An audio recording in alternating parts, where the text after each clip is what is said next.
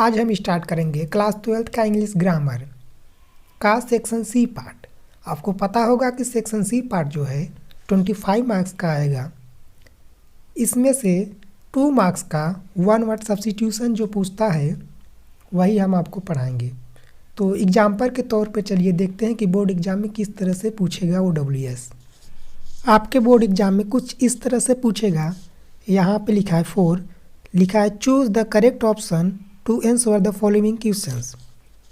इस ए number question दिया है, यहाँ पे 4 ऑप्शन है, इसमें से कोई एक करेक्ट करना है। Government run by the representative of the people is called. तो गवर्नमेंट जो चलता है, रिप्रेजेंटेटिव्स प्रतिनिधियों द्वारा जो गवर्नमेंट चलता है, तो उस सिस्टम को हम लोग क्या कहते हैं? तो आपको पता होगा कि उस सिस्टम को हम डेमोक्रेसी कहते हैं। तो हमारे इंडिया में क्या चलता है? डेमोक्रेसी, जिसे हम हिंदी में कहते हैं लोकतंत्र। तो यहाँ पे पहला दिया है ब्यूरोक्रेसी।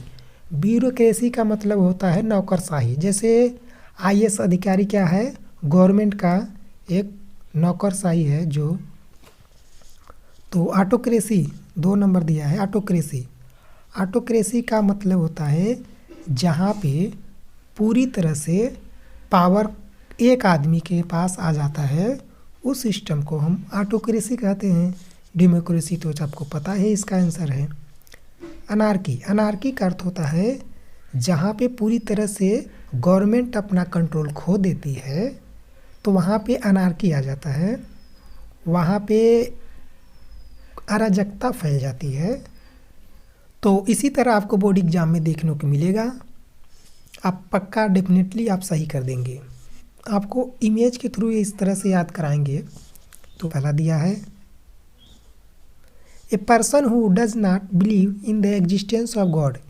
एक आदमी जो डज नॉट बिलीव, जो विश्वास नहीं करता है, इन द एग्जिस्टेंस का अर्थ हुआ अस्तित्व। एक ऐसा आदमी जो भगवान के अस्तित्व पर विश्वास ही नहीं करता है। जैसे ये आदमी, इस तरह से मैं एग्जाम्पल के तौर पर रखा हूँ। तो यह आदमी क्या सोचता है? यह आदमी सोचता है कि भगवान है ही नहीं। तो हम इस आदमी को एथिस्ट बुला सकते हैं, नास्तिक। तो आपको याद हो जाएगा अथिस्ट। अथिस्ट का मतलब है एक आदमी जो भगवान पर विश्वास नहीं करता है। A person who does not believe in the existence of God. दूसरा, a person who versed in astronomy. एक ऐसा आदमी जो एक्सपर्ट हो, वर्स्ड हो इन एस्ट्रोनॉमी, खगोल विज्ञान में।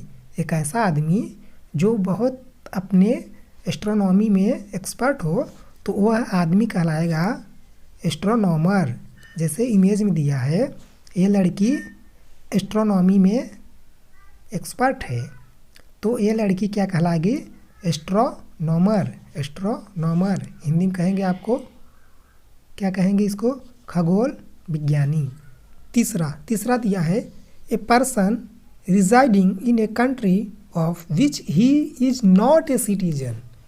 एक आदमी रहता है, रिजाइडिंग मतलब रहता है, इन ए कंट्री ऐसे देश में रहता है जहाँ की वह नागरिक है ही नहीं। फॉर एग्जांपल से समझिए, जैसे कोई विदेशी अपने देश में आके रहता है इंडिया में, तो वो तो इंडिया का तो निवासी है ही नहीं, फिर भी इंडिया में रहता है, तो हम लोग उसे क्या कहते हैं?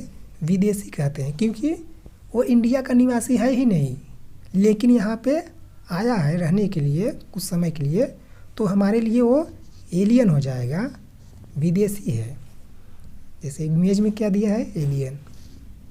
ये चौथा दिया है ए ट्रेवलर इन स्पेस। जैसे यहाँ पे लड़की क्या दिख रही है?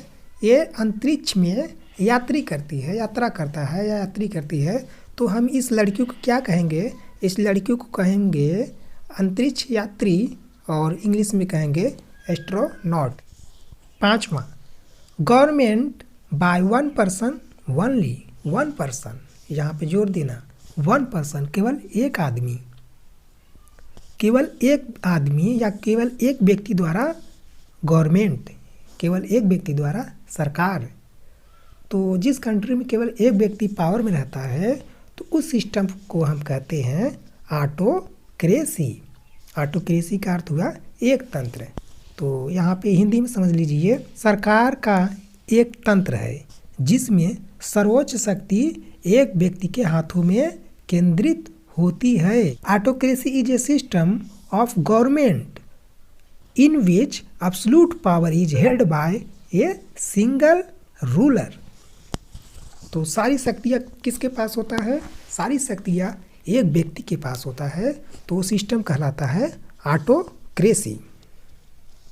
छठवां दिया है ए life history of a man written by himself. इसका अर्थ हुआ ए लाइफ हिस्ट्री, जीवन का इतिहास, ऑफ ए मैन, जब कोई व्यक्ति अपने जीवन की इतिहास या यात्रा रिटर्न करता है बाय हिमसेल्फ मतलब स्वयं।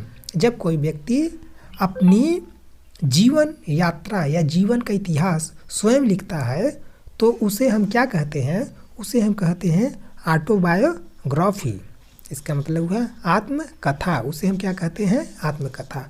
आत्मकथा यहाँ पर लिखा है, आत्मकथा किसी लेखन द्वारा अपनी ही जीवन का वर्णन करने वाली कथा को कहा जाता है।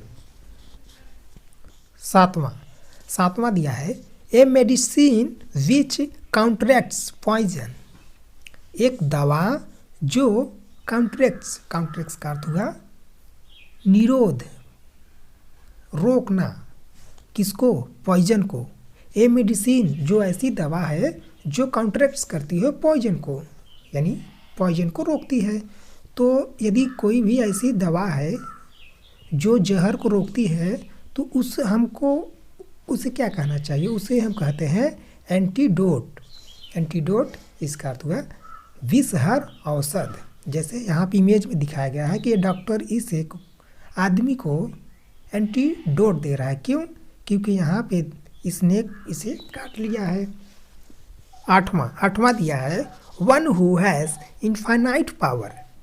One who has infinite power, इसका अर्थ हुआ वन हु, कोई भी हो सकता है, जैसे जिसके पास असीम शक्ति है। इनफाइनाइट पावर मतलब असीम शक्ति, कोई भी हो सकता है जिसके पास असीम शक्ति हो तो उसे हम क्या कहते हैं? अलमाइटी। अलमाइटी का अर्थ हुआ है सर्वशक्तिमान। जैसे इस इमेज में हम दिखाए हैं कि हनुमान जी के पास बहुत पावर है। नौवां क्या दिया है? A place for keeping water plants, animals, fish, etc का और भी हो सकता है। जैसे ए प्लेस ऐसी जगह फॉर कीपिंग रखा जाता है water plant, animals, fish, etc और भी कुछ हो सकता है। तो उसे हम क्या कहते हैं? उसे हम कहते हैं एक्वेरियम। एक्वेरियम का मतलब मछली घर। जैसे आप कहीं भी गए होंगे होटल में तो आप देखे होंगे इस तरह से एक्वेरियम बना होता है, कांच का ऐसे बॉक्स होता है, उसमें बहुत सारे प्लांट होते हैं, मछलियाँ होती है, तो आपने देखा होगा, उसे हम कहते हैं एक्वेरियम। 10वां दिया है a person who studies the development of man from primitive times.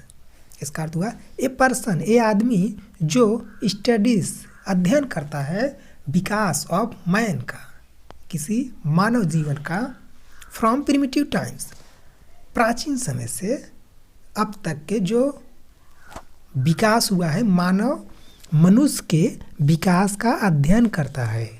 किसका? मैन, किसी आदमी का, मानव जाति का, मनुष्य क्या, तो वह क्या कहलाता है? वह कहलाता है एंथ्रोपोलॉजिस्ट, मानव विज्ञानी। जैसे इस इमेज में लड़की क्या है? मानव जीवन का अध्ययन कर रही है, तो यह मानव विज्ञानी कहलाएगी। तो आज का लेक्चर यहीं पे एंड होता है। तो यदि वीडियो अच्छा लगा हो तो लाइक सब्सक्राइब करना ना भूलें।